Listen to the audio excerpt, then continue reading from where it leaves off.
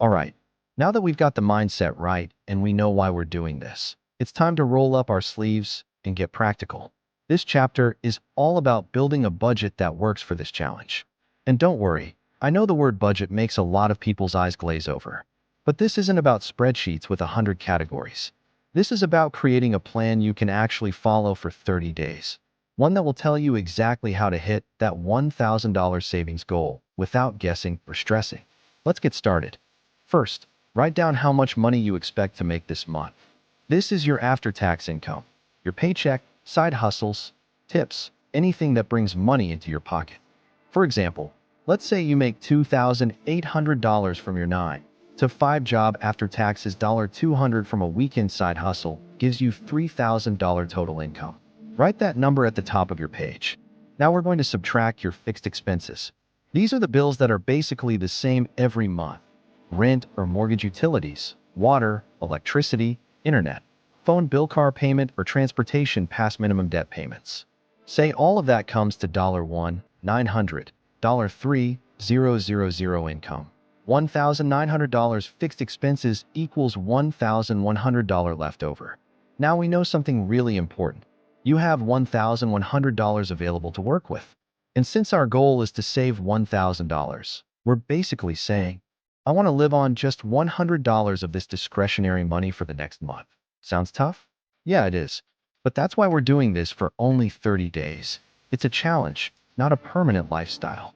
Next, we need to look at variable spending, the money that changes from month to month. This is where most people leak cash without realizing it. Pull up your last month's bank statement or credit card statement and look at what you spent on groceries, restaurants and takeout, coffee shops, gas or rideshare apps, shopping, clothes, gadgets, random Amazon orders, entertainment, streaming, concerts, movies. Write down how much you spent in each category last month. For example, groceries, $3.50 restaurants, $2.50 coffee shops, $1.80 gas, $1.50 shopping, $200 entertainment, $100, that's $1,130 just on variable spending. This is the good news. Most of your savings are going to come from trimming these categories. Because, unlike your rent, you actually have control over these numbers. Now comes the important part, deciding where to cut. Go through each category and ask yourself, how much can I realistically reduce this for just 30 days? Maybe you normally spend $250 eating out, but for this month, you decide you'll only allow $50. Boom! $200 saved right there. Maybe you spend $80 at coffee shops. Can you make coffee at home for a month? Another $80 saved. Maybe you spend $200 on shopping. For this month, decide to spend zero. There's $200 more. Do this with every category until you've squeezed out as much as you can. Here's an example of how you might trim. Groceries. $350, $250. Save $100 by meal planning and buying in bulk. Restaurants. $250, $50. Save $200 by cooking at home. Coffee shops.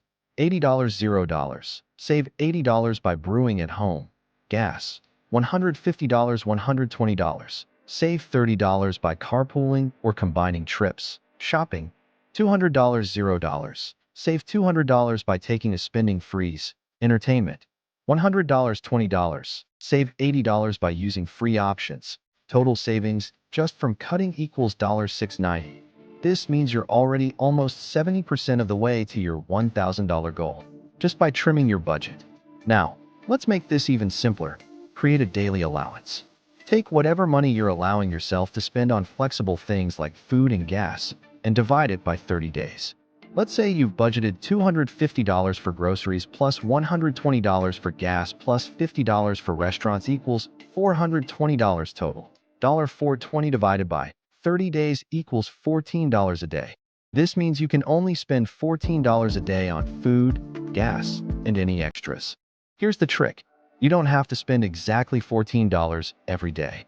Some days you'll spend nothing. Other days you'll spend $30 on groceries. But keep track so that by the end of the week, you haven't gone over your weekly cap. This daily allowance keeps you disciplined and prevents those little, it's just $10 purchases from adding up and wrecking your plan. Now, I know some of you hate spreadsheets, so here's an easy hack. Use the Notes app on your phone. Create a note called daily spending. Every time you spend money, quickly type it in. 9/1. $8 groceries 9/1. $2 bus fare 9 halves. $12 gas at the end of the day. Total it up and see if you stayed under your allowance. That if you love spreadsheets or apps, you can use free tools like Google Sheets, easy to customize, Mint, automatic tracking, Inab, great for zero-based budgeting, and Pocket Guard. Key here isn't the tool, it's awareness. You want to see your spending in real time so you can adjust before you overspend, not after it's too late. This might sound silly, but one of the most powerful things you can do is make your savings goal visual. Take a blank sheet of paper and draw a thermometer with $0 at the bottom and $1,000 at the top. Every time you save money, either by cutting spending or by making extra income, color in that thermometer. Psychologists have proven that visual progress tracking increases motivation because it triggers a reward response in your brain.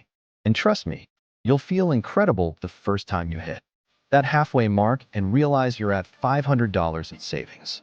Before we wrap up this chapter, let's talk about the number one thing that can sabotage your plan: temptation. Here are 3 quick strategies to prepare for it. Unsubscribe from marketing emails.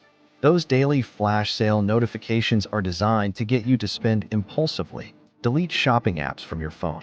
Amazon, Shine, Tumia, whatever your weakness is, get it off your home screen. Plan for cravings.